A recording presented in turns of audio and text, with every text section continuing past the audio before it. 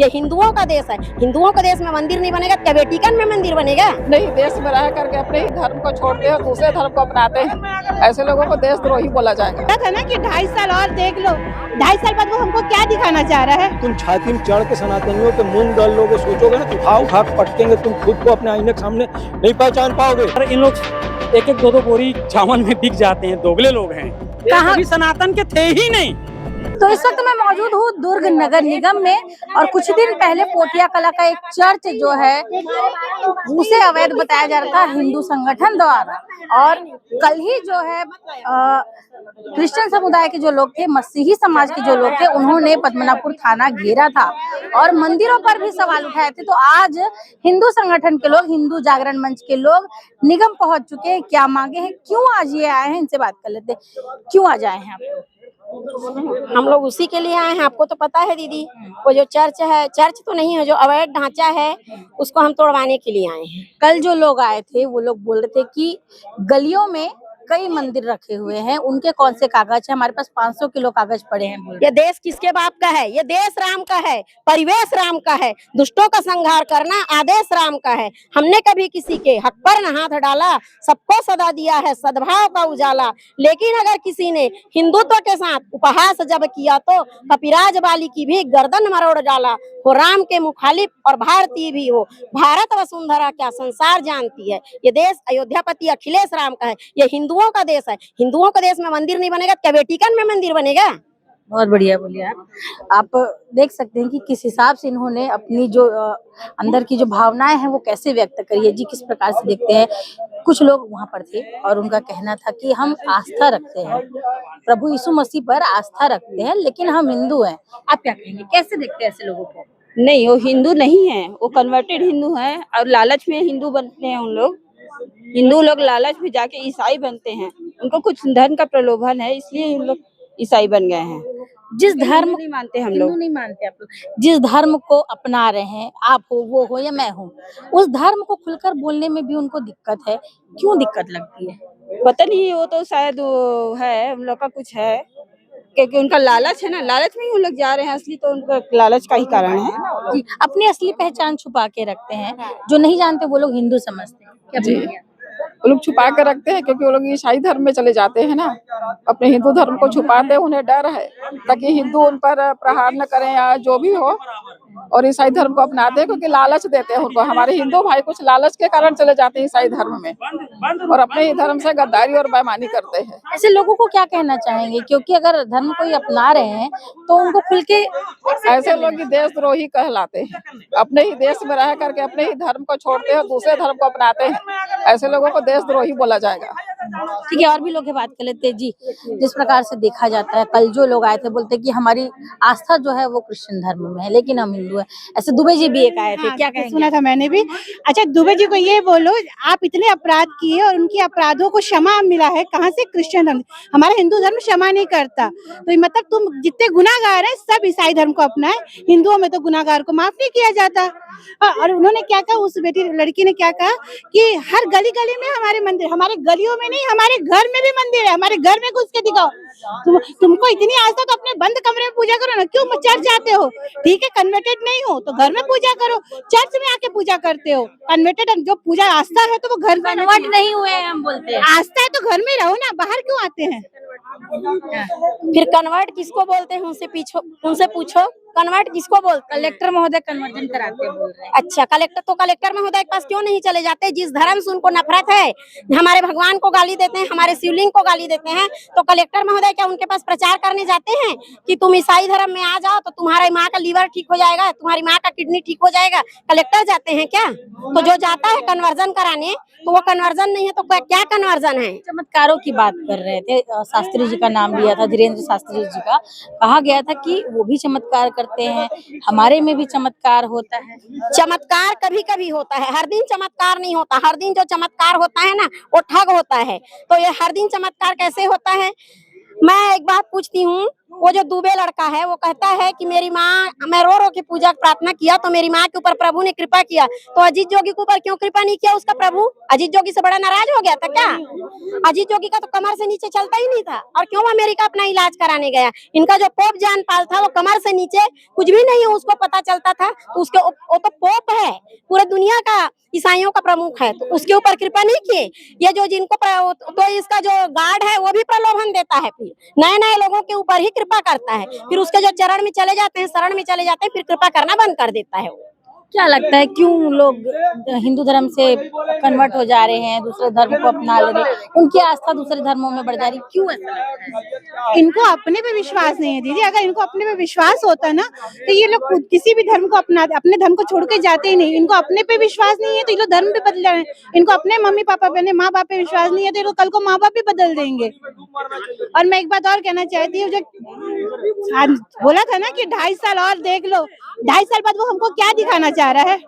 हाँ ये बताओ, उसे 2.5 साल बाद क्या दिखाना? आपके बिल में हाथ डाला है 2.5 साल बाद पता चला। हाँ 2.5 साल बाद क्या दिखाना चाहता? अगर विधायक जी मेरी बात सुन रहे हैं तो मैं बोलना चाहूंगी विधायक महोदय से, ये 2.5 साल बाद हमको क्या दिखाना चाहता है कि आज हिंदू की सरकार है, आज भाजपा हिंदू सरकार है, तो हमारा राज है। पहले भी तो हम लड़ते थे, पहले क्या हिंदू नहीं लड़ते थे? लड़े हैं ना पहले भी, तो आज क्या हम नहीं लड़ेंगे? आज भी लड़ेंगे, और हिंदू की सरकार होगी तब भी लड़ेंगे, नहीं होगी तब भी।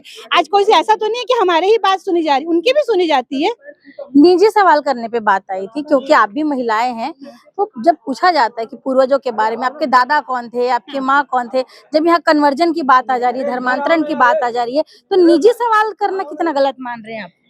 हमारे हिंदू धर्म में तो पूछते ही हैं, जब विवाह होता है ना तो जो लड़की का पिता होता है अपने 7 पुरखों को बताता है, मेरे पिताजी ये थे, मेरे दादाजी ये थे, मेरे परदादा ये थे, और गर्व होता है हमको ये बताने में। जो चोर होता है ना उसको बताने में डर होता है। तो आपने कोई निजी सवाल नहीं किया, किसी की भी पहचान पिता दादा होते हैं, क्योंकि पितृसत्तात्मक है हमारे यहाँ, तो पिता का पहचान बताने में डर कैसा, शर्म कैसा? मैं तो गर्व से कहती हूँ कि मेरे पिता ये हैं और उन्हीं का संस्कार आज मेरे अंदर है, मुझे बहुत गर्व होता है। किस बात का डर है इन लोगों को, क्यों नहीं बताना चाहते हैं? क्योंकि सबके पिताजी का एक ही नाम है ना, अमर अकबर एंथोनी का एक ही नाम है, इसलिए डर है।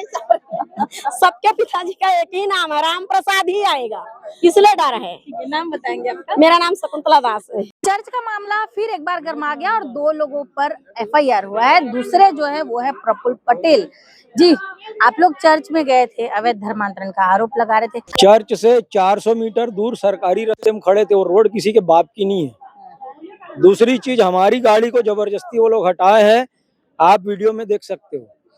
तीसरी चीज, वो चर्च नहीं है उसको चर्च मत बोलिए, वो हाउस भी नहीं है उसको हाउस भी मत बोलिए, वो एक अवैध निर्माण है जिसको तोड़ा जाना चाहिए। अगर वो वैध है तो वो कागज दिखाए, वो अवैध है इसका कागज लेके मैं खड़ा हूँ। आप लोग बोल रहे हैं चर्च अवैध है, कागज आप लिए हैं जिसमें रजिस्ट्री शून्य दिखा रहा है, झुग्गी झोपड़ी दिखा रहा है, जैसे कि आप लोग दिखा रहे हैं। वो लोग कह रहे हैं कि हमारे पास भी 500 किलो कागज है, मंदिर में, गलियों में मंदिर ही मंदिर है हर जगह, क्या कहेंगे? ये हिंदुस्तान है, हिंदुस्तान का शाब्दिक अर्थ होता है हिंदुओं का स्थान, ठीक है? तुम यहाँ पे रह रहे हो और उस पंथ को मान रहे हो जिस पंथ को मारने वालों ने देश को 300 साल की गुलामी दी, उस पंथ को मान रहे हो जिस पंथ को मानने वालों ने भगत सिंह, लक्ष्मीबाई जैसे हमारे क्रांतिकारियों की हत्या की, है ना? उसके बाद तुम छाती में चढ़ के सनातनियों के मूंग दल लोगे, सोचोगे ना तो उठा उठा पटकेंगे, तुम खुद को अपने आईने के सामने नहीं पहचान पाओगे। गली गली से, कोने कोने से सनातनी निकलेगा। अभी तो अब जागरण का काम होगा। इन लोगों का कहना है कि आप लोग हर सभा में ऐसे ही पहुंच जाते हो, गुंडागर्दी करते हो, मारपीट करते हो, छेड़छाड़ करते हो, गुंडागर्दी क्यों आपने करते हो? कल वहां थाना घेरने आए थे तो उनकी बाइट ली ना, उनका नाम पूछे ना, कोई दुबे था, कोई सोनी था, कोई यादव था, कोई साहू था, ये तो हमारे हैं ना। निजी सवाल मत करो कह रहे थे। कैसे निजी सवाल? निजी सवाल कैसे हो गया? निजी सवाल कैसे हो गया? जब ईसाइयों ने तय किया कि कोई ईसाई मंदिर नहीं जाएगा, भगवान का प्रसाद भी नहीं खाएगा, तो हिंदुओं ने भी तय किया है कोई हिंदू मंदिर नहीं जाएगा। अगर वो हिंदू है तो तुम जा रहे हो तो तुमसे सवाल करना कैसे निजी हो गया? तुम बोल रहे हो ना, शायद कल आपको बोले ना वो लोग हम हिंदू है, तो हिंदू समाज का हिस्सा हो तो हिंदू समाज के नियम तुम पे भी लागू होते हैं। वो बोलते हैं कि सिर्फ हमारी आस्था है जो यीशु मसीह पर है, बाकी हम हिंदू हैं, कन्वर्ट नहीं हुए हैं। कौन से यीशु मसीह वाले की आस्था भोलेनाथ में? कौन से यीशु मसीह वाले की आस्था जो है? ये देखो, ये भोलेनाथ का नाम लिए और इतने बड़े भोलेनाथ आ गए सांप के रूप में, हैं? गाड़ी के पीछे बहुत बड़ा सांप है। तो कहने का मतलब ये है कि जिसमें तुम्हारी आस्था है ना, तुम उसी के हो। जिसकी आस्था पाकिस्तान में है ना, उसको पाकिस्तानी बोला जाएगा, भले कागज में नागरिकता भारत की है।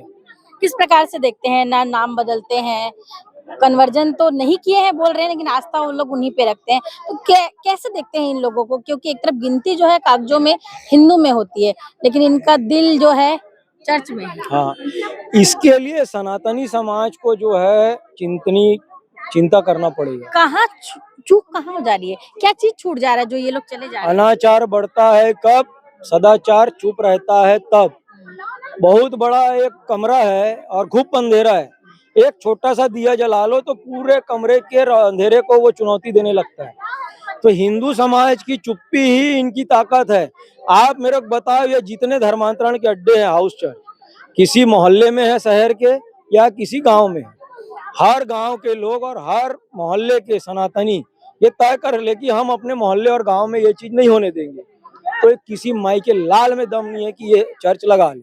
और हम अब इसी पे काम करने वाले हैं। हर मोहल्ले और हर गांव में टीम खड़ी करेंगे और लोगों को समझाएंगे इनका एजेंडा ये विदेशी फंडिंग, डीप स्टेट के एजेंट है और जो है इनको देश, धर्म, संस्कृति से कोई लेना देना नहीं है। ये जो है हमारे समाज के लिए घातक है। और नक्सली खत्म हुए तो ये अपने प्रोटेक्शन के लिए भीम आर्मी को सामने में ला रहे हैं, और ये असली भीम आर्मी भी नहीं है। भीम आर्मी की एंट्री कैसे हो गई? मतलब क्रिश्चियन समाज ये आता है, क्रिश्चियन लोग ही नीला गमछा डाल के भीम आर्मी वाले बनते। उस दिन भी अंदर हालेलुया बाजी कर रहे थे और हमको देख के नीला गमछा पहन लिया और अपने आप को भीम आर्मी वाले बोलने लगे। भीम आर्मी के अध्यक्ष से भी बात हुई है, वो लोग बोले हमारा इनसे कोई लेना देना नहीं। भीमराव अंबेडकर का इनसे लेना देना है। भीमराव अंबेडकर अंग्रेजों से लड़ाई नहीं लड़े क्या? अंग्रेज कौन थे? ईसाई तो थे। तो फिर ये कैसे भीमराव अंबेडकर का नाम लेके वहां जा रहे हैं? आपको झोल झाल दिख रहा है कि नहीं? संविधान को आड़े रख के अपना मनसा पूरा किया जा रहा है। हाँ, ये तो ऐसा बात कर रहे हैं जैसे संविधान और ये भीमराव अंबेडकर इनकी निजी संपत्ति है। मैं ये बोलता हूँ भीमराव अंबेडकर हमारे देश के जो है महान, जो है वो आजादी की लड़ाई के सिपाही है। सरदार पटेल भी थे, भगत सिंह भी थे, लक्ष्मीबाई भी थे। बाकी का नाम क्यों नहीं लेते यार? मतलब तुमको अपना एक एजेंडा चलाना है, किसी के नाम पे तुमको अपना एक एजेंडा चलाना है। रायपुर समाज की मसीह शाखा दुर्ग पहुंची हुई थी और प्रदर्शन कर रही थी। प्रदर्शन में मांगे क्या थी? प्रदीप सिन्हा के ऊपर एफआईआर की मांग थी। वहीं अधिकारियों ने यह भी बताया कि एफआईआर पहले ही हो चुका है। प्रदीप जी यहाँ पर है, एफआईआर के ऊपर फिर एक एफआईआर।